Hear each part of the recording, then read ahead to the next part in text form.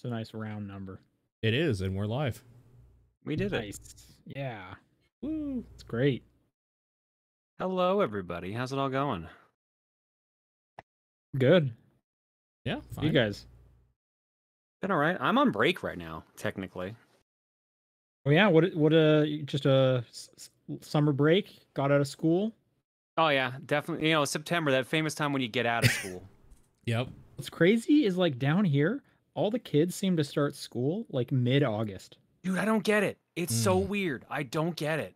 Growing up, that's the school case up here never too. started ever, including college, high school. Never started until the day after Labor Day. Yep. True. I had a bunch of people in like up here that said like they started school in August. My mom even said she taught classes in like mid-August. I was like, what is going on? Like, I was used to the rule of thumb of like a week, like maybe a week or like a day or two after Labor Day was when you would start school. Labor Day was usually the marker that you had to go back to school, which is why it usually sucked. Yep. Yeah, it was like September was school time. August is still summer break. I don't get what's going on. I don't know. It feels like it's like school earlier. Yeah, it's like slowly earlier and earlier, and like sooner or later, we're gonna be like 50 years from now, kids are gonna be like, "What's a summer break?"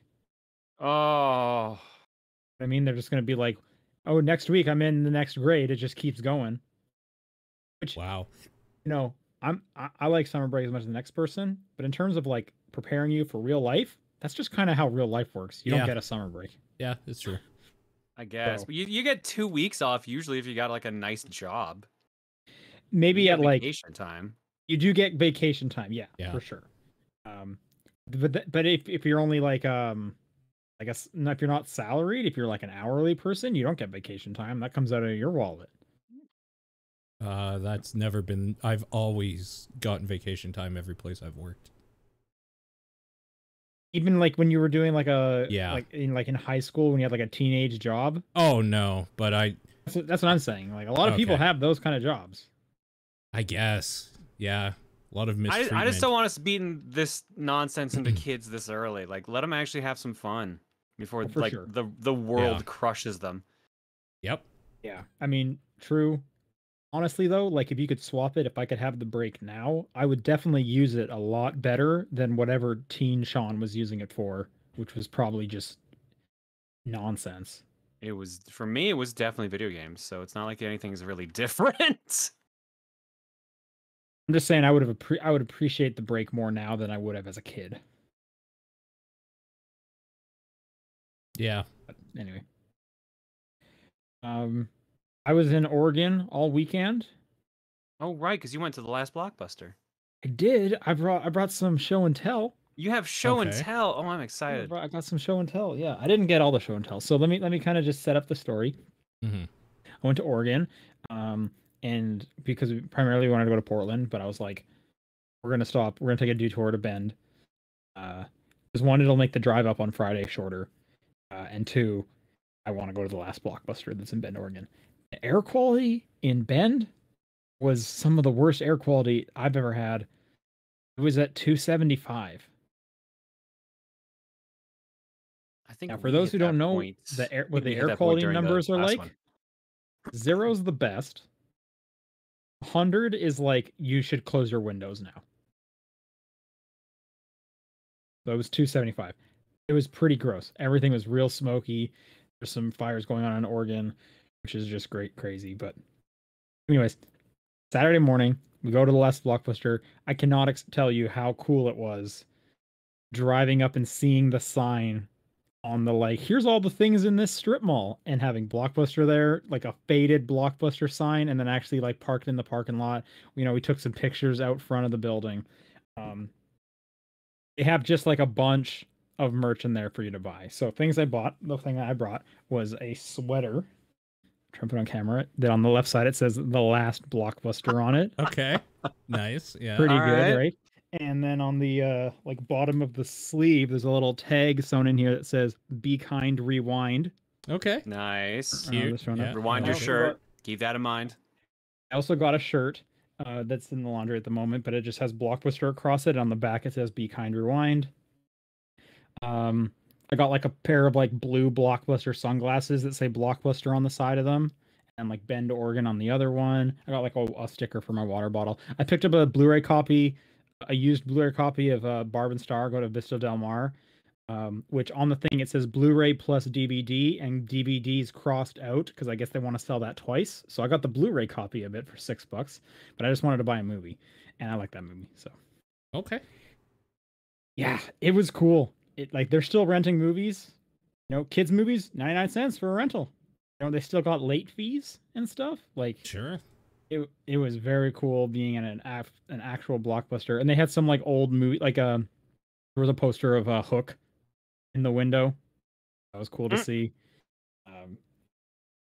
That is definitely like a real cool thing. I highly recommend. It's kind of out of the way, as like Portland's like a good 3-hour drive from there, so it is definitely not close to like a city you would actually go to. But it was very cool going and getting a picture with the sign out front. So I was pretty happy about that.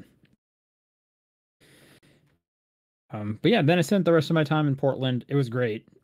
Super hot out, which I loved. So that was nice. That was a good time. Any particular reason you were there, or just visiting? It was a long weekend. I like Portland a lot. So I was like, hey, why don't we go to Portland?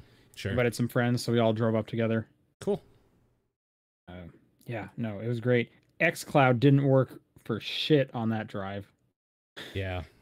I was unplayable, so I was like, good thing I brought my Switch. Did not bring my charger for the Switch though, so I had to be kind of cautious with it. Luckily, like my Switch case has a built-in battery, so I was able to give it one full charge.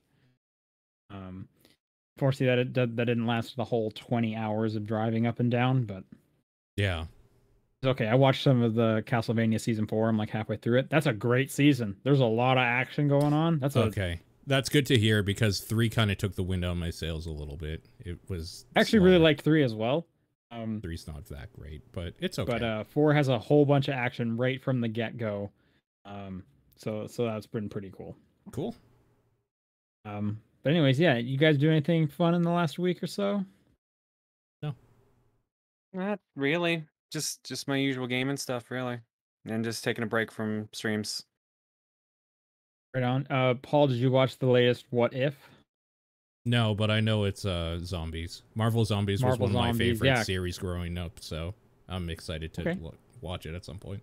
Cool. Yeah, I enjoyed it. Although there is definitely a moment in there where it's like, what are you doing? Double tap, and then it comes back, and it's like, come on, guys. What are you doing here? Yeah. I hope I like it. The thing I liked about Marvel Zombies in the comic book is it got kind of dark, and I don't think that this will go as dark as that did. But we'll see. Yeah, I mean, people definitely get messed up in this one, but I don't know if it's like dark. Right. So, yeah, you'll have to decide. I didn't read Marvel Zombies, so I don't have a comparison point for you there. There is some messed up shit. Even if somebody's just seen things online, like the actual comics really messed up. I don't think the show would ever go that far. Yeah, that's what. Yeah, no, there's no way on Disney Plus. There's no way they go as far as the comics. Yeah, but I'm excited to see it nonetheless. Okay. Well, let's do the top-down perspective for September 9th. 9/9. I'm Sean Booker. I'm Paul Fleck. I'm John Wheeler. Happy Dreamcast release anniversary, everybody. Woo! And Final Fantasy VIII. Yeah. Yeah, woo! I like both those things. I'm in. Those are both things that exist. Yeah. Some might say it's Brooklyn Nine-Nine Day. One subreddit might say that. Oh, okay. I like that show. Okay, who's got what? Let's get John, you got one game here. Let's get that out of the way. What have you been playing? Well, I got 2 games technically. So last week I got heavily into something called combo randomizers. So that's where they take other games and they mix items around. So right. The one I like to do the most is A Link to the Past and Super Metroid together. So the items for Link to the Past could be in Super Metroid. The Super Metroid items could be in Link to the Past. And everything is randomized. You can jump between the games, between a random room that's set up in the game. And you have to juggle through that. But one thing that's been around for a while, but one thing they started doing recently were co-op randomizers. So what happens is multiple people join your game, and any item you pick up, everyone else gets. So the idea is you all work together to basically clear one game. So we've been doing a bunch of those nightly, and they've been a lot of fun. They've been nice stress relievers. Just a bunch of us together, just trying to figure out where like the important items are to move forward in either game. Some of us just focus on one game over the other. It's just been a blast. Nice. Nice. What are some other like combos that are out there? I know that's the most popular one, but I know that apparently there's a couple other ones that they've been doing with Link to the Past. I don't know if anyone was pulling my leg or if it's real, but I heard something like Hollow Knight also connected to Link to the Past, like a bunch of weird games you wouldn't expect. I could see that. Is it always Link to the Past? Link to the Past apparently is just the most versatile one. It's the one that's got the most work done on it. So. Okay. Cool. Are you gonna try and find more of them? Maybe, I don't know. I was just really in a Super Metroid mood, and it just hit the spot. So, more than likely after the podcast, I'm gonna go play one. So, nice. Paul, you've been playing some new stuff. I have been. I'm trying to pick away at 3 main things right now, all a little bit. Starting with the Ghost of Tsushima DLC, the director's cut primarily, and then the Iki Island DLC that comes with it. That thing is really, really cool. It adds a whole bunch of backstory with Jin and his father. The island itself is, I mean, it's just a new area, but a lot of really cool things going on there. Some new enemy types, a new kind of weird, like, voodoo villain type lady that, like, does weird shit to, like, fuck with people's minds is kind of like the crux of what's going on. And there's, like, a new enemy, a shaman type enemy that kind of buffs other enemies around. So it's a cool new dynamic that you have to worry about, new thing to worry about. Yeah, it's just more of that game, and it has way more important backstory stuff than I thought it would for kind of like a DLC thing, like a lot of origin story stuff. I'm excited to get to it. I feel like I've betrayed that game, as you know, it was my game of the year last year, and they gave me more of it, and I need to get to it, but yeah, the flood of games has completely drowned me. Yep. So I'm barely hanging on. But one question, do they give you any kind of tutorial to remind you how to play this game? No. So what I did is, as it was downloading, I went in and did a few, like, take back, like, town thing or whatever. I just, like, screwed around in the game too. It took me about half an hour to get my legs back to a point where I felt comfortable enough, and then I got my shit kicked in, and then I got okay at it again.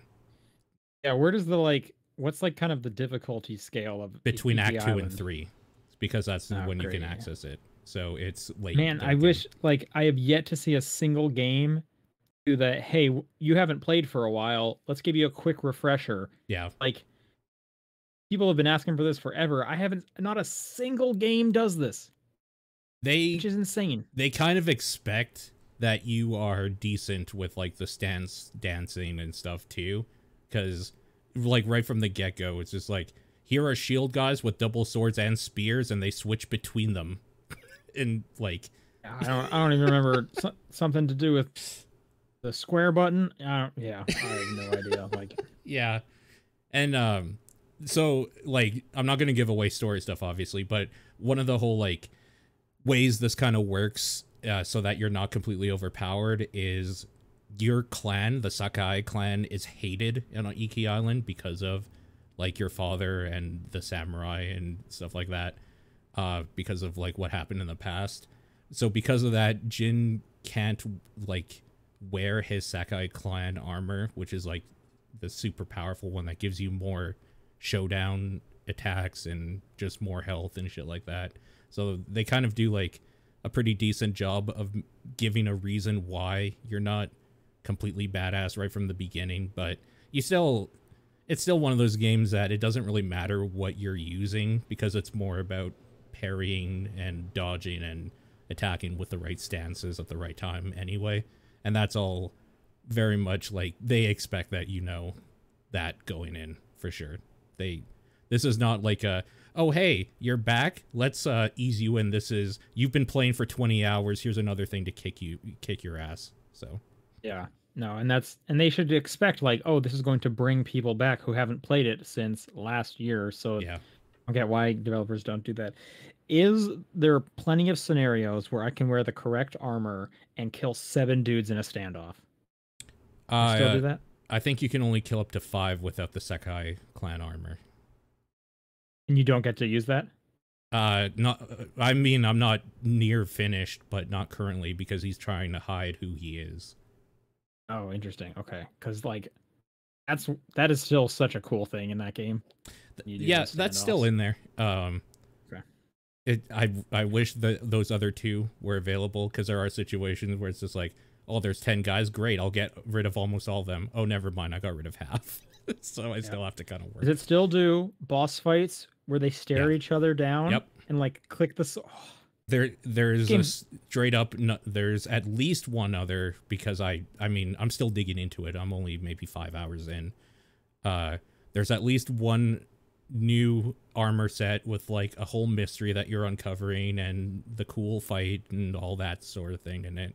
There's so cool. There's new abilities. So cool. I've only got one. You get one right at the beginning, and it's a horse ability, which is kind of cool because they don't really give you a horse ability in the main game. That's true. Yeah, it's just more of that game. Like, and it's DLC. It's expanded upon. It's an expansion, and it's very, very good. I can't wait to get back into it. Nice. Yep. Me too. Maybe more importantly, I started Psychonauts 2. The day after, actually, I played a bunch of the DLC.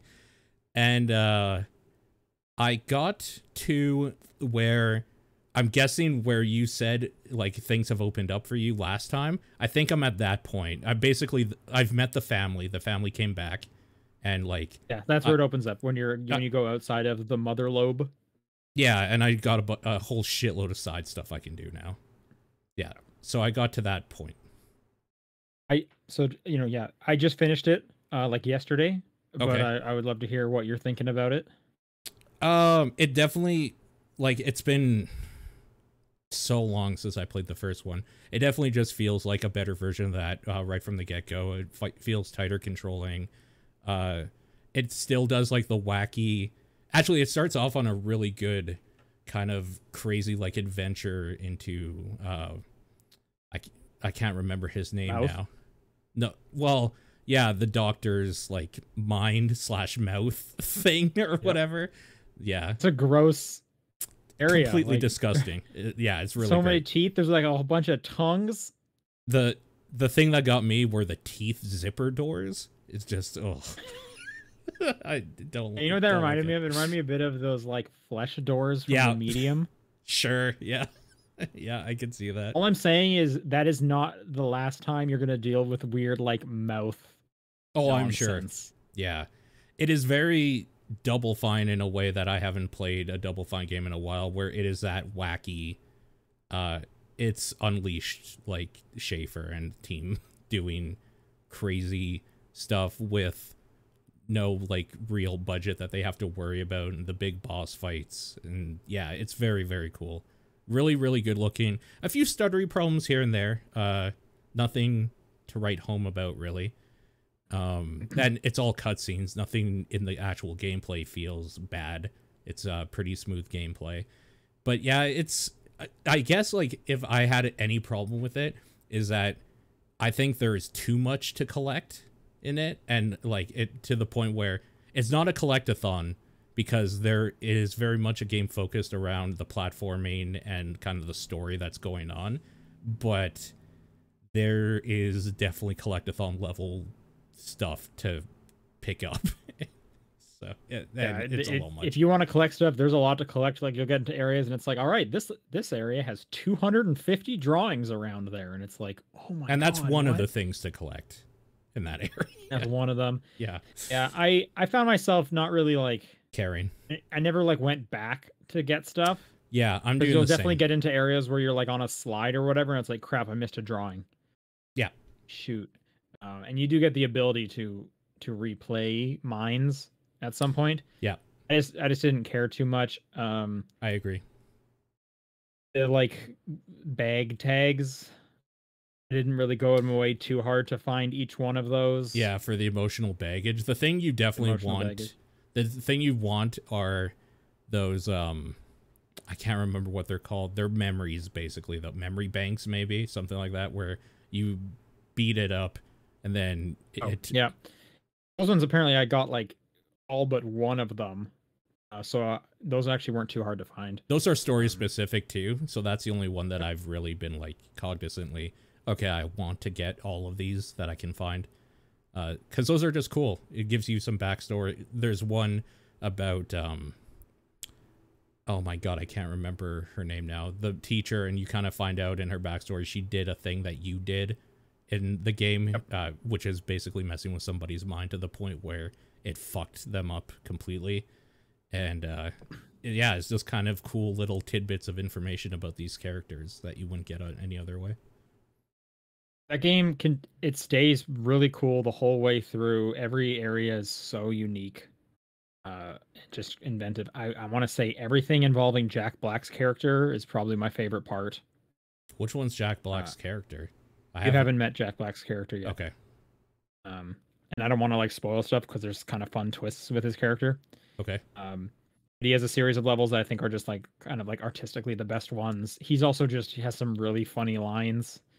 And the game sticks the landing. Like, okay, it's a really nice story about like emotional baggage, mental disorders. The game kind of changes. Like, it starts out being all about Raz becoming a psychonaut. Yeah. It pretty close to where you're about it. It shifts to being like, oh, we're actually going to go into the backstory of all of the 6 like heroes and how they're actually like these damaged people that Raz is going to help try and fix one by one so that they can fight a bigger evil and stuff like that. And it's like a personal and just really like heartwarming story for each one of them. So I've already kind of started that. There's one of the characters, his mind is split into 3 different sections or whatever. It's kind of like the start of that. Yeah, he's pretty funny when he's split up. Yep. And I did one of the 3, and it's just like, oh, this guy has shit going on. Like, you're basically putting together a shattered mirror that he's looking into, but he has no face. Oh, yeah. Which of the 3 did you do for him? I started with the barber one. The disgusting that little hair mites one everywhere. Is weird. It's a weird stage. Yeah. If you liked kind of how weird that the hair one gets, you're gonna like the rest of it because they do some weird stuff with. Yeah. No, it's very, very cool. The few things that I feel like, okay, this isn't spoilers, but like if anybody didn't want to know anything, maybe like pause for or mute for like a couple seconds here or something. The one character whose mind you're kind of like in the first, like messing with or whatever, and you're kind of like changing the different thoughts to like basically go on a mission or whatever. Yeah, the second stage. Yep. Yeah, I was just like thinking to myself, this is kind of fucked up and unethical. Like, should we be doing this? And the game actually like really deals with that in a good way at the end of everything, where it's just like, what you did is like fucking terrible. Like, you should actually not do it. But they don't like, it's not the tropey thing of like everybody hates Raz forever now because he did a bad thing. They kind of had like a moment with it. They kind of talked about the severity of like changing the way people think and like messing with their mind, and why we help the people with their problems, not like fix the problems for them or fix their thought patterns for them or whatever. Like, it's very well done in that regard already. The whole game kind of continues that thread of like it's like surprisingly thoughtful. Yeah. This game, and I feel like this game is just like such a kind of warm blanket. Like, I'm so happy how this game turned out. Yeah, it's very, very good. I'm very impressed. I can't say enough good things about it. I can't wait to get back to it. Lastly, new Metroidvania came out, so I had to try it out. Called Fist, Forged in Shadow Torch. Heard about this game, yep. If you watch E3 stuff like we do, you'll remember it as that weird side-scrolling thing with a bunny with a mech arm behind him that he uses to punch shit. Oh, that came out. Wow. That came out, yeah. So just on PlayStation, right? Yeah, PS4 and 5 only. I think it's coming to everything eventually, but it's only on it has a PlayStation Steam right now. page. Yeah, it's a timed exclusive. I would call this game, if you like Metroidvania games, this is probably above average, but like not spectacular. It does a lot of the standard things that you want in Metroidvania. You get a good map that shows you where you've been, kind of blacks out all the parts you haven't been yet. If there's a door you can't enter yet, you'll kind of like mark it with an easy to decipher thing of like an ability that when you get it, you can go back there. It'll give you a percentage of how much of that map you've uncovered. There's secrets to find, and yeah, it's all of that stuff.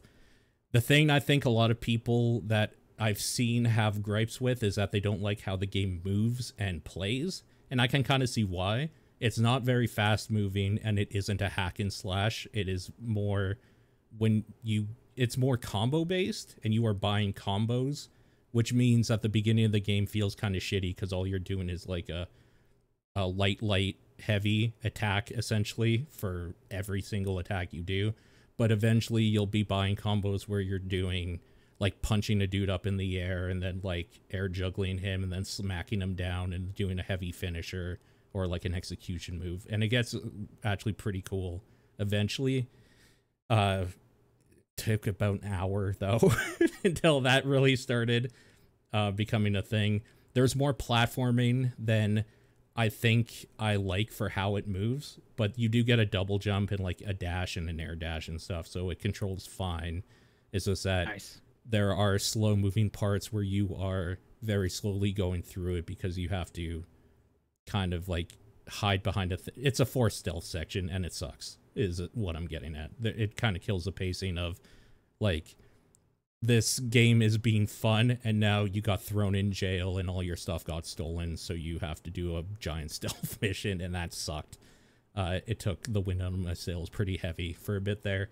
But yeah, I like the combat. There's a lot of decent bosses and cool boss designs. One of the bosses is basically straight off Contra, I swear, because it's just like a weird computer thing with 3 nodes, and those nodes shoot at you, and you have to blow those nodes up before you can hit the main main node that ties them together.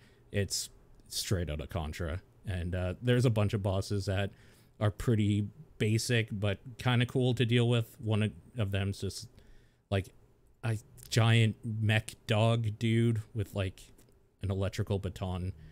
The whole basis of the story is you are a furtisan, which is a furry citizen or whatever, because these are all anthropomorphic animals as people. You are a bunny that, I don't know, has seen some wars or something, like a veteran that fought against these mechanical hounds that are kind of like, I don't know, like a fascist regime or something. And there's a story unfolding with another character that you knew back in the war, and like your buddy's a bear that is a mechanic or an engineer or something. He makes stuff. There's a raccoon. Is it a raccoon? I think it's a raccoon, like kung fu master, who helps train you, which is basically just, he gives you the ability to use these little terminals where you kind of buy upgrades and shit like that. It's okay. It's definitely it's kind of a shitty thing to say. It's definitely a cheaper game. Like, it's a $30 US game. And not to say that like necessarily money or the price of a game equals how good it is, but it's what you would probably expect for a $30 Metroidvania game in 2021. A few problems here and there with how it plays, but overall it's above average, I would say. How far into it do you think you are right now? I have 2 out of 3 main weapons and 3 out of 4 sub weapons. So I think. So you don't think there's gonna be that much more variety, is what you're saying? I would assume I'm at least over 60% done, and I played it for about 3 hours or so. So it seems pretty short as well.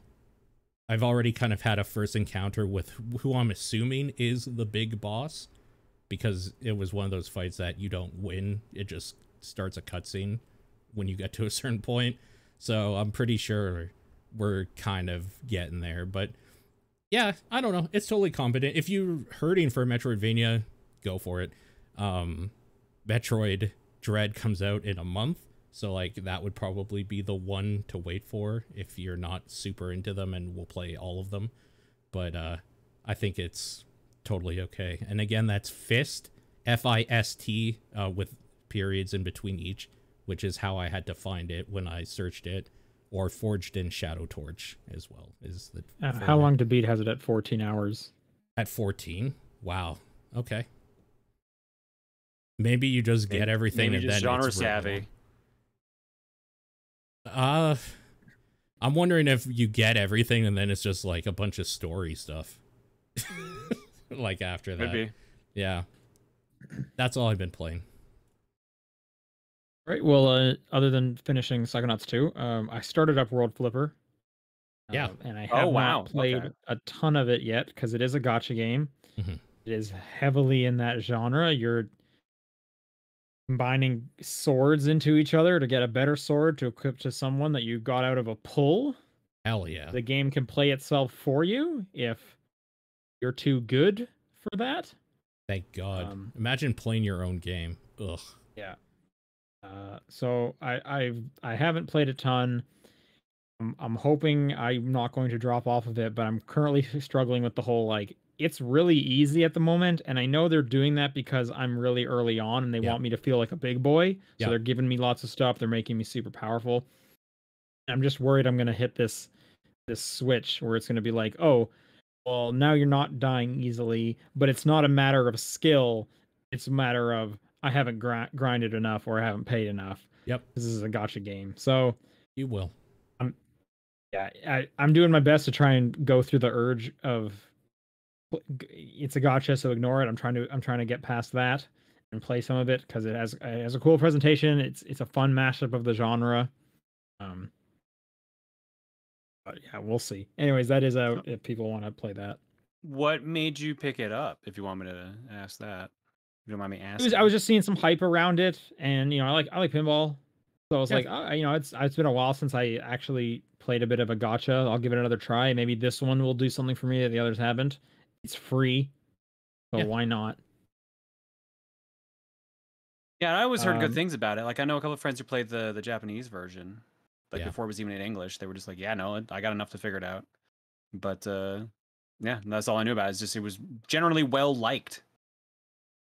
Yeah, I mean, this is just kind of not my genre, so it's a little hard for me to get into it. People liked, what was that Nintendo one? Which Dragalia? one? Yeah, which Legend one? of Dragalia? Oh, Dragalia Lost. Lost Dragalia. Dragalia Lost. Yeah, like, people seem to be way into that one too, and I bounced off of that one after like an hour or two. Is it it's just the gacha mechanics, basically, right? Of like knowing that you're going to have to put a lot of time or some money into it just kind of turns you off immediately. That turns me off immediately, yeah, for sure. And then specifically with this one is the pinball seems really easy. Like, okay, when your characters, if you don't hit the flipper, they just take a bit of damage. Yeah. So the pinball aspect of it is just kind of like I bet I could beat it just tapping the screen and not looking at it at the moment. Yeah, probably. And I'm assuming it's because, like, like most free to play games, they're making things super easy and they're giving me lots of unlockables right at the beginning. And then once I hit level 10 or whatever, they're going to flip the switch, and I hope it isn't just like, oh, it's the same pinball, it's super easy, but now the enemies just hit you really hard and you're playing without 5-star people? What are you even doing? I mean, spoiler alert, it's going to do that because they all do that. Yeah, so I'm sorry, but they do. I'm playing 4 gacha games right now, and they all did that recently. Yep. Yeah. You say you're playing 4 gacha games right now? Jesus, dude. Mega Man X Dive, Contra Returns, the Nier Reincarnation, and a new one called Dislight that just came out as well. Dude, you got to get clean, man. This is a problem. No. We're going to come to the show next week with letters that each of us wrote. That would be great. On a happier note, I've played through about 3/4 of the Artful Escape. Okay. And this game is extremely cool. This is another Annapurna joint. So it's already got my attention. It just came out today. It's on Game Pass. It might be on some other stuff, but if you have Game Pass, definitely check it out. This is like a combination of like Psychonauts with some like Oxenfree kind of stuff in there. Like the UI design and how you interact with everyone looks like straight out of Oxenfree, but kind of the visuals look like something from Psychonauts like 2, for example. But you play this kid named Francis, who he's in a small town in Colorado. He wants to be a folk singer, a folk singer, or a folk, and mm-hmm. he wants to be one of the folk. Mm-hmm. His uncle was a famous folk singer, and so he has a bit of pressure on him to like live up to those things. He's not very good at playing folk music, but he's really good at playing the electric guitar and just spitting out sick metal guitar solos. Okay. And then he gets abducted by aliens, voiced by Mark Strong and Jason Schwartzman. Okay. And Carl Weathers is there, and he's really great. Like, it's Annapurna. They got the connections. They're putting the voice actors in there. Sure. Jason Schwartzman plays like essentially like a brain in a jar that wears a cape. And he's the right-hand man to Carl Weathers, is captain of the ship that abducts you. Anyway, and they say to the kid, you know, what's the problem? It's all about how he feels like he has to live up and his life has been chosen for him, but he doesn't really think that's what he wants to do. He feels like there's another path. And clearly the other path is he's got to be just spitting out sweet metal guitar solos at all times because he's the best at that. And you get to make a stage name for your character. I went with they give you a list of adjectives, and then they let you type in what you want as the name. So I went with the Deadly Dead Lasso. Oh my god.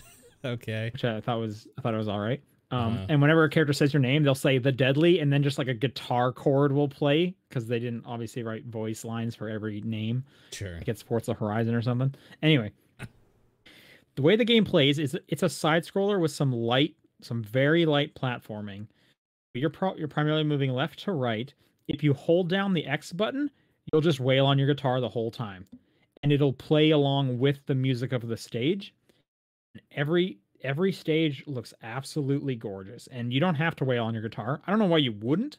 There's a few reasons why you should always be wailing on your guitar. One, it activates the scenery around you. So if you're wailing on the guitar, getting the better music, the game will start looking better. Like things will start glowing, animals will start moving and flying past you. And keep in mind, you're on like space planets. So like weird like flying turtles will come across you if you're wailing on your guitar and stuff like that. Second thing, get a double jump. If you start wailing on your guitar after your double jump, you get a third jump as you hit that first note. You get a little flourish off your character. So it's like, what are you even doing? You should always be holding X.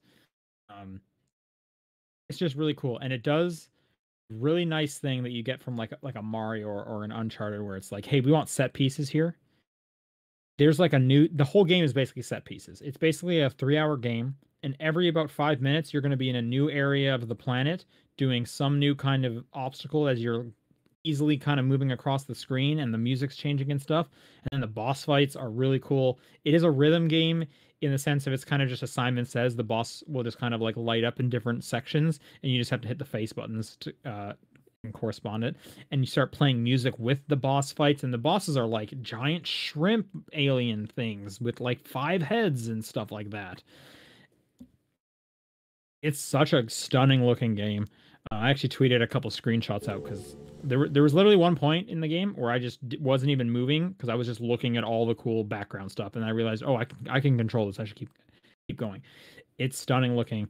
Yeah, the music's pretty great alongside of it, and it's got some fun writing as well. So I can't recommend it enough. Like I said, I'm about 3/4 of the way through. I'm looking forward to wrapping it up tonight or tomorrow. But that's the Artful Escape, and it is on Game Pass. So you should definitely check it out if you have access to that. Yeah, cool. All right, that's all I played. Let's do some news.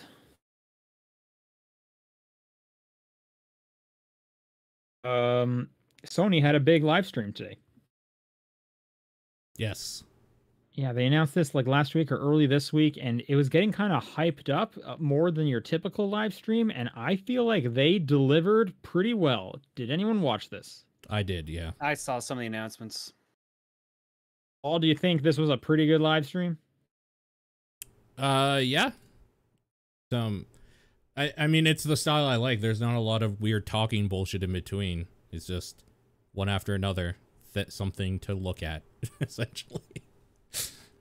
Yeah, and I think like more importantly, some like real big games that we would have loved to have seen more, along with some actual like surprises that make you go, "Wow." Yes. And we'll get to those.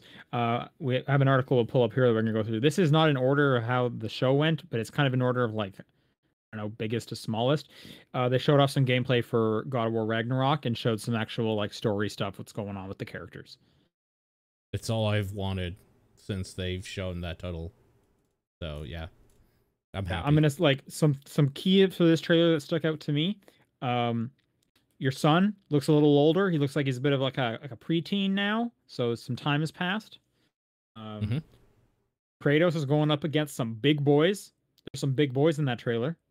That the severed head is back. Yep. Hell yeah. That's what I'm talking about. All right. Yeah. I don't know. What did you said you liked this trailer? What was sticking out for you? I thought it was cool that they like showed an actual giant in the form of they're looking for Tyr, and that's cool because that just got the stupid Norse mythology nerd in me like going. This, I don't know, it's just they keep cutting between a whole bunch of different parts and during the like combat stuff. Just seems like some cool new locations we're going to be visiting.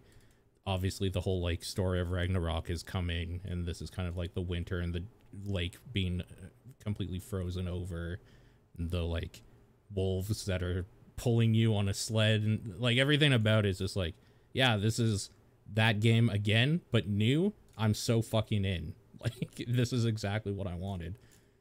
Yep. He throws the axe and then it comes back to him. It's that. Hell yeah. Yeah. Hell yeah. Yeah, there was like a quick moment. I need to like rewatch it, but he like kind of like activated the axe or some kind of like power with the axe before hitting something. Man, it looks cool. They teased Thor again.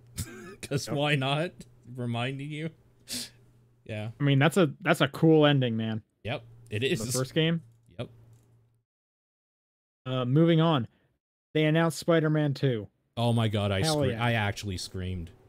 Hell yeah. Yeah. Hell yeah. And Miles is there. They're both there together. And then guess who else is there? Venom.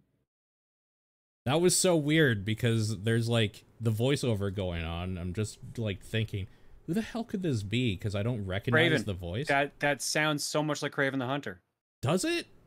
Yeah, people are like thinking it's going to be Kraven and Venom. I guess so, but when like you hear the growl, I was just like, there's no way. And then, yep, there it is. Here's the thing, though. Here's the bummer, is that Venom movie was so bad. No.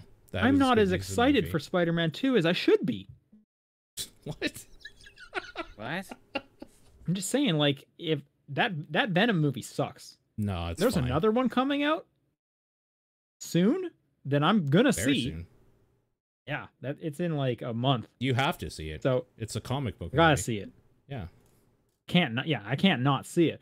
And it's like I should be excited for Venom. Venom was cool at one point, but now Venom, I just get a bad taste in my mouth. No, Venom's always cool. You're just completely off base. You gotta watch that movie. I did. You seen that movie? Yeah, multiple times. It's one of my favorite comic book movies. Kidding me? No, it's one of the best. Being serious right now? You're talking about Venom from like 20. What was that? 17, 18? Yeah, something in there. Yeah, great movie. Oh my god. I'd heard some people liked it. The bit I saw, it seemed all right. I wanted to watch it. Just Movie's forgot good. to. Okay. Well, each their own. I personally think it's one of the worst movies I've ever seen. Okay. But he's going to be in Spider-Man 2, so maybe it'll be a cool Venom again. Well, I assume it is not the same Venom. It won't be the same Venom. Like it's not gonna be Yeah, Tom maybe Hardy it'll or be something like Spider-Man 3 Venom. That was a good Venom, right? There you go, perfect. Hell yeah, Topher Grace. I'm back. out here. I'm just a boy asking a developer for a good Venom. That's all I'm trying to do. Just can someone give me a good Venom, please? What else do they show? Knights of the Old Republic remake announced. Yeah. Until I see action of it, I don't care because this was announced for me on Twitter. I saw it on Twitter immediately. Yeah, the trailer, they didn't really show much other than there's a guy who has a red lightsaber. Does that get you going? I mean, that's the like. Isn't that a sizable amount of characters in KOTOR 1? I'm telling you everything I know about. I was gonna say remake. It's literally the like original KOTOR or box art character. I can't remember what, but it's that again. It's the red, like almost Boba Fett-ish mask with the hood and the red lightsaber. It's literally the same. I saw on Twitter this is gonna be a timed console exclusive for PS5. Yes, it will be on PC as well.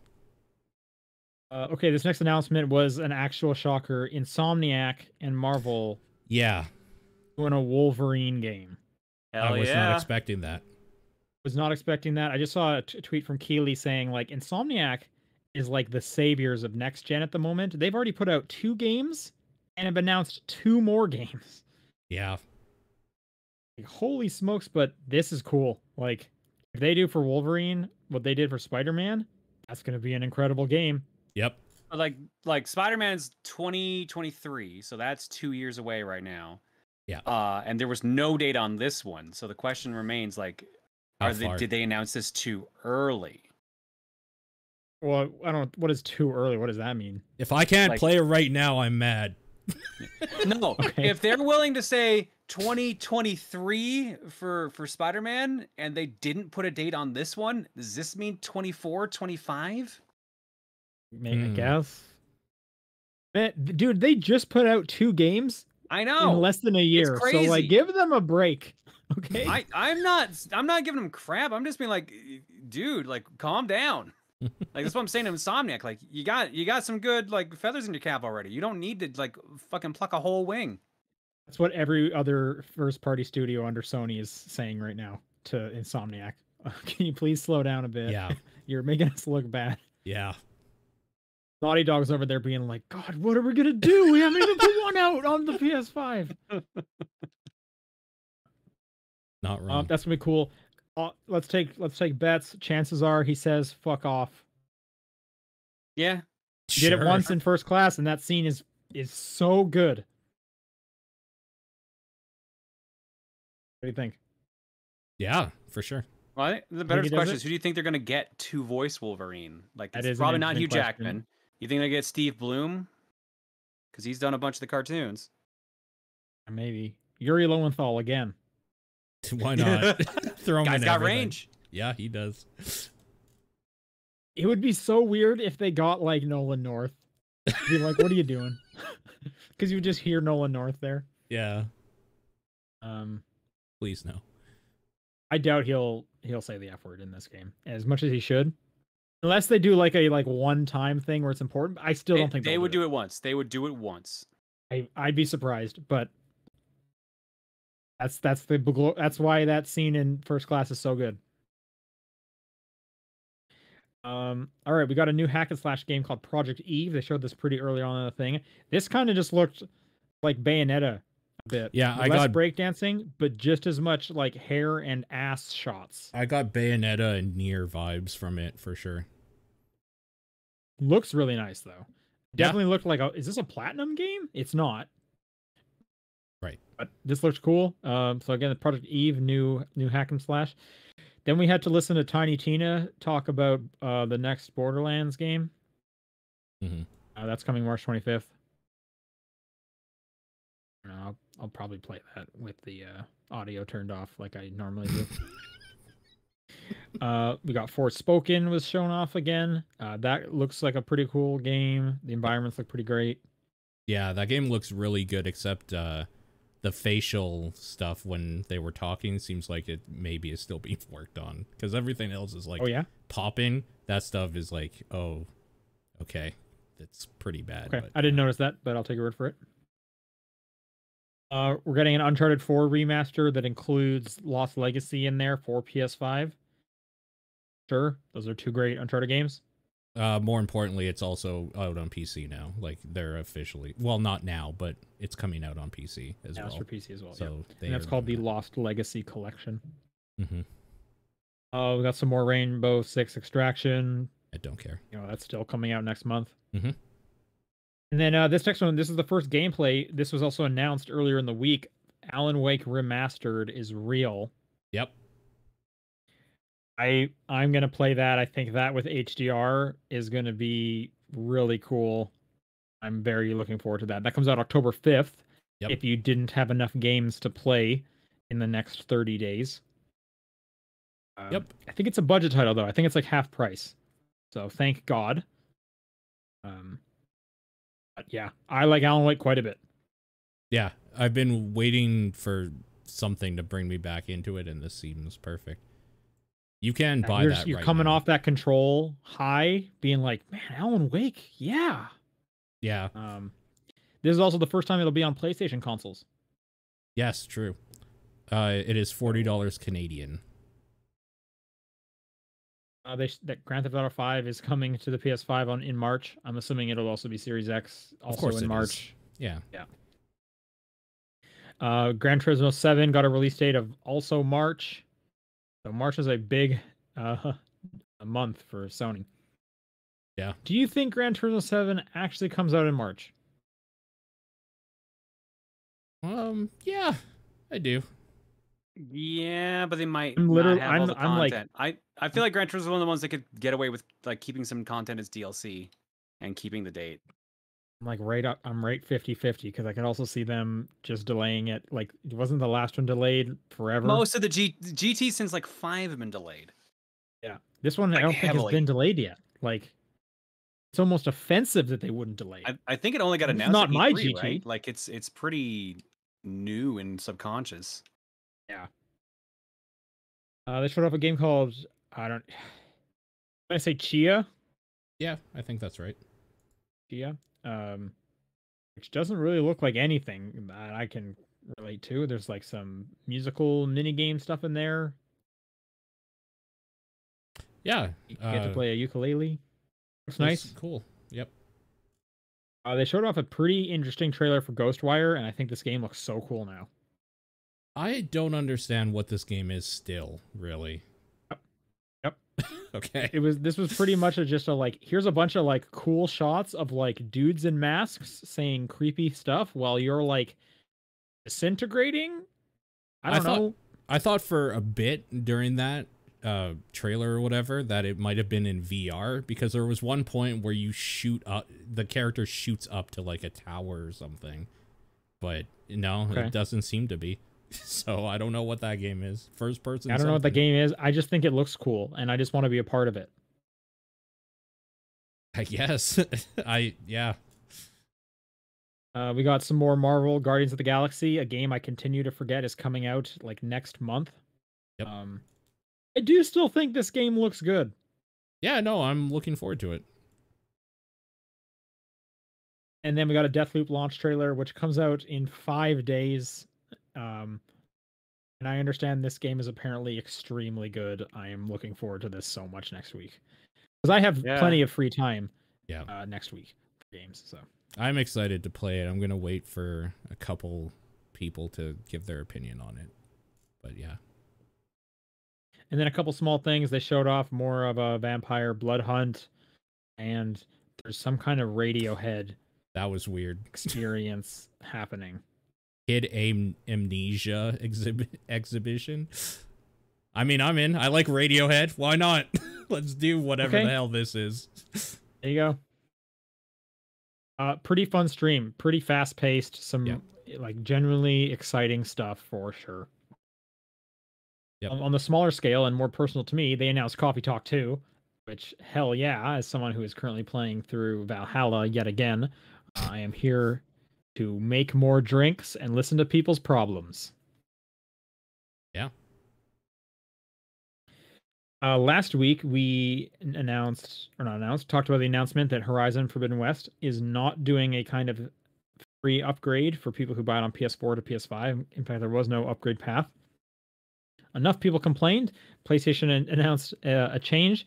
They are now going to be doing a free upgrade. They have said moving forward, first-party exclusive cross-gen games will have a $10 upgrade option from PS4 to PS5. This applies to the next God of War and Gran Turismo 7. Okay. A few things to take away from this. First off, it sounds like it'll be $10 cheaper if you buy a PS4 version of this game and get the free upgrade. Yeah. Otherwise, you can spend full $70 and just buy it on PS5. I don't know why you would do that. Save yourself $10. Second thing, I do like that they are also announcing that there will be a upgrade path going forward because originally Horizon Forbidden West had no upgrade path. If you bought it on PS4 and then thought to yourself, well, maybe I'll be getting a PS5 in a year, I would love to keep playing this better, you would have had to buy it separately. So I like that they are committing to, you will now be able to upgrade your game to a better version for $10. Right. It's nice that the option had to be is yelled at. I hate that they had to be yelled at to get that to happen, though. I feel that's happened a few times this year. Remember the Vita store closing down that didn't close down? Yeah. And I think there was another thing even earlier on, which I can't remember what they did, but yeah, I don't know. Anyway, that game still comes out in February. Yes. Speaking of upgrade paths, around the same time, Ubisoft came out and said, hey, Far Cry 6, you don't have to pay to upgrade it. No additional cost. Okay. Thank you. This is a bit of a cool thing. Lego and Nintendo announced, I think, like this morning, a Super Mario 64 block. Yeah. So it's a question mark block. It looks like it's almost a foot cubed. The top unfolds, and then 3 little dioramas of Mario 64 stages are in there. That's cool. It is. That cool. looks super cool. Yep. Especially when you compare it to the other Mario Lego stuff that looks bad. This looks really cool. The Lego NES and TV were cool. Then those ones are cool. I can do that. Yeah, but I'm just talking about like those like weird the Mario actual Lego looking... Mario game. Yeah, no, that's fair. Those things look really bad. This looks cool, and the fact that it unfolds and stuff. There you go. Everyone can. Which also means it's going to be $200. Yep. Yeah. No announcement on price or anything like that. But if you like Mario and Lego, and you want something that actually looks cool, look at Super Mario 64. See, I just saw the block at first. I'm like, all right, that's cool. I wouldn't mind having that. And then when it unfolded, I'm like, oh God. Yeah. I mean, to be fair, you could probably pretty easily and cheaply buy what you need to make a Mario question mark block on your own. I have one in the corner. You can just barely see it on camera there. Okay, but a new one got you excited still? Yeah, well, that's not a Lego one. That's just a cardboard one. Oh, okay. Well, there you go. Yeah, no, a Lego one would be cool. Like the one that just pop out diorama like that. Neat. Yeah. There you. And then here's some feel good news for the week. No Man's Sky's Steam reviews have switched over to mostly positive. Hey. Yeah, good for them. Sean Murray kind of responded with this in saying, moving to mixed reviews took them nearly 2 years. Moving to mostly positive has taken the last 3. They said each all-time percentage point is exponentially harder. 69% to 70% took nearly 10,000 positive reviews. Wow. But as of right now, for the all-time, they are mostly positive, 70% of their 162,000 reviews. But good for them. Well earned. Like, holy smokes. That game's completely different now, so completely well earned. All right, let's do some questions. If you would like to send questions in, it's topdownperspective@gmail.com, at TDP Podcast on Twitter, the Discord channel, or John's P.O. Box. First one comes from Suku that says, what is your preferred nomenclature for a magic user?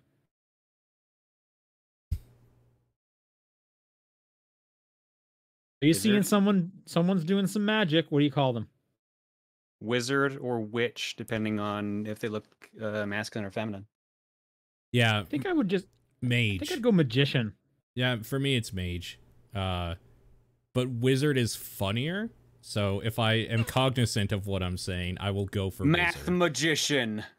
Yes. Yeah, I feel like wizard is fun, but they have to be wearing a cloak, or I just wouldn't say wizard. Oh, that's a good point, actually. Yeah, you know, I okay. can see that.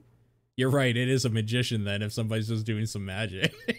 I mean, like in real life, you're not going to say anything other than magician. Right, yeah. Right? That's a good point. Heretic is what is that? Heretic.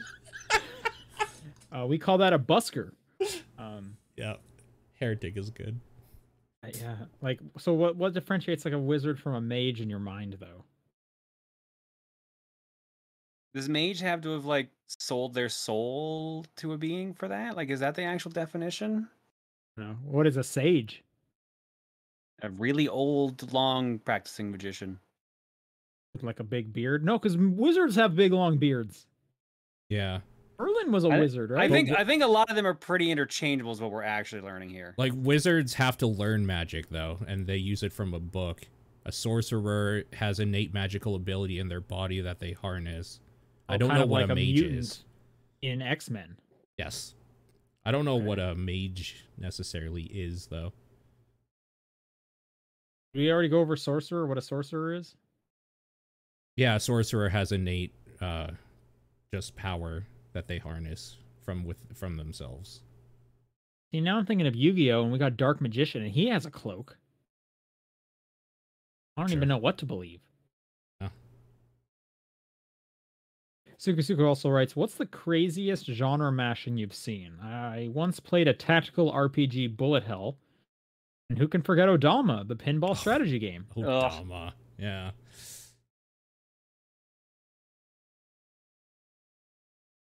Genre mashing. Odama's pretty high up there, to be honest. I think Odama might be the highest one. Totally. It probably is. What's the pinball Metroidvania from a few years back? Yuko's Island Express. Or... Yoku, yeah. Yoku's on. That's a really good one. Sure. I don't remember what the game was, but there was a bullet hell shmup that the ship was on like 5 lanes, and you used a guitar controller to Guitar Hero controller to control it. Yeah, I was gonna say I remember I think it's called Rock of the Dead, where you had to it was basically House of the Dead, but you had to like play guitar riffs to get rid of the enemies. I think I have a 360 copy of that game. Typing of the Dead is kind of the same thing. A typing game. Yep.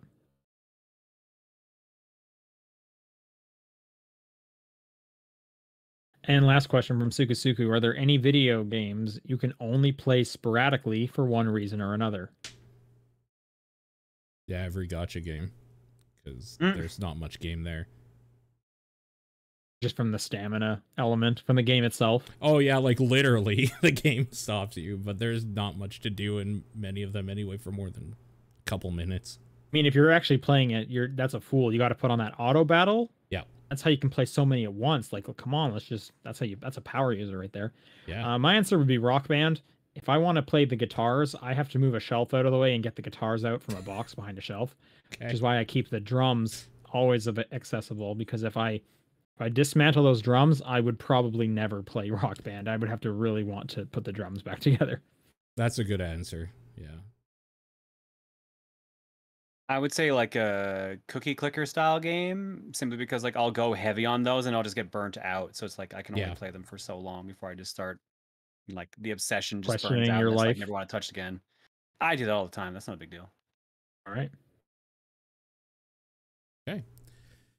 Silver Knight writes in, I just started a new remote job from 9 to 6, and it has taken away any impulse of playing video games since I don't want to continue staring at a screen after having done it all day. How would you handle this? There's a second part of the question, but...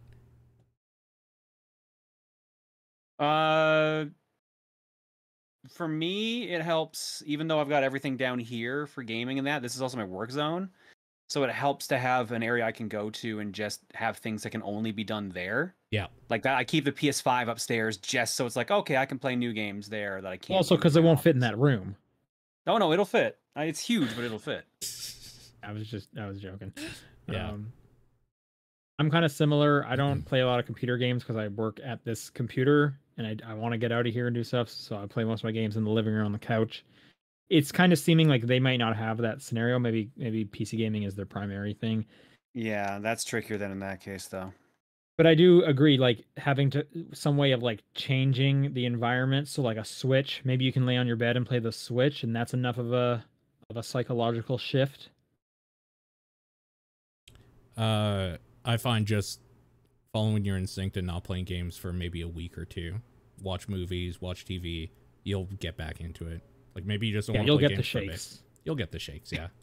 But yeah, no, changing environment for sure. I don't have that problem because I work in a completely different place. So when I come home, I don't have to. It feels different, even though it's not. Second part. I also feel I have no time anymore. How do you distribute time to get enough sleep, spend time with your partner, be healthy, take care of yourself, have hobbies, and still play games? Whenever I figure it out, I'll tell you. Yeah. The answer is you don't. You kind of, everything suffers a little bit. Yeah. See, this is why I want the summer vacation as an adult. Totally. Please. Yep. Actually, I'm just to go back. The one question, Fatal Destiny has a good example. Have a dedicated touch grass time after work. You know, get away from the computer. I think that was a big one with like the pandemic for me. Is before like the gym opened up, my girlfriend and I, we would go on walks after work like every day to get out of the house. Otherwise, we would not be leaving the house. Sure. Yeah. In terms of the figuring out like the time commitment. Yeah, it's definitely rough, especially when you first do it. I remember this was an issue like when I first went to college, and then when I first got like a full-time job. Yeah. At some point you have to get used to it, mm-hmm. and then you know, it might just be like you needing to like schedule things out. Like, hey, you know, maybe you say to your significant other, like, Wednesday nights I'm gonna make game nights. Like, I need a game night where I don't have to worry about entertaining you or making sure that. You know, yada yada. So maybe you got to schedule some stuff out for a bit or something like that. Yeah. That's hard. I mean, taking care of yourself is the most important one, obviously. So you got to kind of prioritize that one. Yeah, for sure. And I mean, the remote job, at least you don't have to like commute, because I remember that took even more of my time up, and the pandemic gave me a lot of remote commuting time back. So that it does sound like they kind of balance it out, though, it being a 9 to 6, though. So no, but even so, like, you know, that's pretty much what I was working, but I still had an hour on top of each way on the train. So it was almost like I was out of the house for closer to 10 hours or so, as opposed to the 8, or I guess it would be 11 to 9 here. Play games on your lunch break. Play a bunch of gacha games that will auto battle for you. Now you're multitasking. Spend all that money you've been earning, clearly. Yeah. Yeah, now you can buy the 5-star ones. You can get through that game faster. Hell yeah. Don't actually do this. Yeah, don't do that. And that's the thing, though. You start making more money, but you lose out on the like free time. It's the inverse as a kid. So it's like now you can buy all the games you want. You don't have any time to play them. Yeah. This is the Twilight Zone where he finally has time to read his books. There's time now. Yeah. Exactly. That's everyone exactly.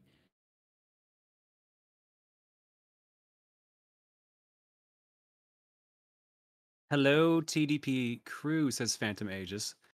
What is your favorite theme background on the 3DS and or the PS4? It could be either one you purchased or one you browsed on the store or online. Respective you Platinum, Bloodborne, and received the special theme. My 3DS is the Space Harrier theme, which is a fantastic theme, and PS4 is Wild Guns Reloaded, which is a good theme song. So I like both of those. But oh man, there's like a weird CG skeleton one on PS4. That is the best one, like the tiki skeletons. Yeah, like that's the one. That's the best PS4 one. I think it costs like 99 cents or like $1.99. It is infamous. It is the best PS4 theme. Just some skeletons will come dancing in, and there's like tiki torches. I love it. I have that one, and I have for a long time I was using the Tales of Berseria one that just like came with the game because I didn't have one before that. I don't really put themes on my stuff. I go with like Yeah. the default. My 3DS is still whatever the default one is. Wow. My 3DS is the Snake Eater theme because it plays that song and it's just kind of like a nice little. Oh my god! It's just kind of a nice little background jazzy thing while I'm looking around at games that I don't play anymore. I guess I don't know. Otherwise, yeah, I'm with you. I just usually stay with defaults. BGC Kenny writes, which would you be more willing to do? Call Sonic 06 a good game or call Mario Odyssey a bad game? Sonic 06 a good game. Sonic 06 a good game. I'm the same. What now? I'm curious what made you pick that choice? Because I don't think Odyssey's a bad game, but Sonic 06 has fun parts to it. Because I would rather be positive about something terrible than negative about something good. Aw, that's nice. Look at that heartwarming answer. Yeah. Linebeck writes in, with the state of retro gaming collecting with the wonderful state at retro gaming collecting is in right now, how will this be affecting your endeavors? This is for John. I don't know what he's talking about, so. Did something specific happen? Yeah, inflation. All game prices are just skyrocketing up because people are like fixing the prices of it. Okay. It fucking sucks. To be perfectly honest, I hate it. It's making finishing collections way harder, and I absolutely despise it. And I wish it would not be the case. But I'm also not convinced that the prices will go back down. At least not completely. The problem is people will know that their games are worth money and people are willing to pay for it. So as a result, it'll always keep going up. And they're not making any more of these games for the most part, so they're gonna keep going up. So unfortunately, it is kind of just stuck like this. So I'm trying to figure out a way to finish these collections off sooner rather than later. Gotta find some old ladies that are selling their like son's thing and don't know any better. Yep. That's the only find way. A yard sale. Oh, my son said I could sell his Nintendo. It's 25 cents. Gotta scam them. That's how you gotta do it. Yep, you gotta scam them. Second question. What is your very earliest memory of encountering a glitch in a video game? Ha! It's probably like Missing No. I had to have something before Missing No. I guess like trying to get an NES cartridge to work feels like a glitch. Yeah, mine is definitely when I found out that in some circumstances in Mario games you can like make enemies despawn by sprite limitations and stuff. Not really necessarily a glitch, but you can kind of cheese that. Oh no, I remember my favorite one from being a kid. I remember it now. The NES first Ninja Turtles game. I got to the final boss finally. I started fighting Shredder. I beat him up, but for some reason he didn't land on the ground and die like he's supposed to. He jumped back up to where I was and kept punching me in the face nonstop, doing a punch animation, but it wasn't doing damage, but it was also a cutscene, so I couldn't move anymore. So I was just stuck there at the end of the game, getting punched in the face constantly, unable to do anything or see the real ending, which sucked. That's great. That's great. That's pretty funny. I feel like John learned a valuable lesson that day, and he's now scarred with getting punched in the face over and over again forever. I mean, I am not a fan of getting punched in the face. That is true. Yeah, true. Final question from Linebeck. Been wanting to try out some indie games. What's one you would recommend that isn't a Metroidvania, RPG, or roguelike? I have a list of about 30 of them. Man, do they make games that aren't those ones? Yes. All right, Paul, what's your list? Let's go. Oh, I was waiting for you to give something.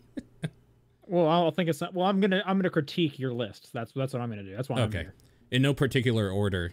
I have Celeste, Shatter, VVVVVVV, Death's Door, Shovel Knight. That was one too many V's. Yeah, it was. You're right. Papers, Please, Hotline Miami. I put Limbo / Inside because you might as well do both. It's kind of the same gameplay. Little Nightmares 1 and 2, Spiritfarer. If you want something more first-person-y, like sandboxy, but with a story, Subnautica and The Forest are good for that. There Is No Game, Wrong Dimension, Doki Doki Literature Club. The shit's free. Terraria and Stardew Valley I put on here if you want something a little chill. To the Moon if you want a heart-wrenching story. I put Super Hot on here. Cuphead, N+ and Super Meat Boy if you want hard platformers. Brothers: A Tale of Two Sons. Bloodstained: Ritual of the Night if you want something that's like Metroidvania. That's a Metroidvania. That's a Metroidvania, Yeah, you're that's right. specifically what they didn't want, though. Take that off your list. Okay, it's off. Kaze and the Wild Masks and Yooka-Laylee and the Impossible Lair for Donkey Kong Country type gameplay. 30XX for Mega Man type gameplay. Gone Home, What Remains of Edith Finch, and the Stanley Parable for kind of like weird walking simulators is what I'll call those. Those are just like fantastic games. I think that's what those are called. I think that's all of them. That's every game. That's every game. That's all the indie games that aren't one of those three. There's only more Mountain that Downhill. I didn't. Like Firewatch was on there. I think those other three are better. Like, so it is curated. It's not just grabbing a list. Those are all great games. I think I played almost all of them. I'd be surprised if there was one you didn't. Maybe like The Forest or something, because you don't like scary that was games. the first one that came to mind. The Forest. I don't think I played The Forest. I played Subnautica. I can't remember. I have to look at the list. All right, there you go. Me again, right? Last question comes to us from Hebrew Lantern. Instead of strippers, what would you want to see coming out of giant birthday cakes? Money. Yeah. It's like my dad saying he's proud of me. The unachievable. Okay. I agree. All right. Didn't expect that direction. Jesus. I was going to say like kittens or puppies. Yeah, that's pretty good too. I'll change my answer to that one. Yeah. That's going to do it for questions. If you want to send in a question next week, it's topdownperspective@gmail.com, at TDP Podcast on Twitter, the Discord channel, or John's P.O. Box. What's your game of the week? Super Metroid. Psychonauts 2. I'm also going to give it a Psychonauts 2. Although the Artful Escape's real good. But there you go. Submission thread for October's TDP Plus poll is now live. So if you're a top tier patron, you can go submit a game. And we will have a poll set up for next week. Other than that, thanks everyone for listening, and we'll see you guys then. Bye. Everybody.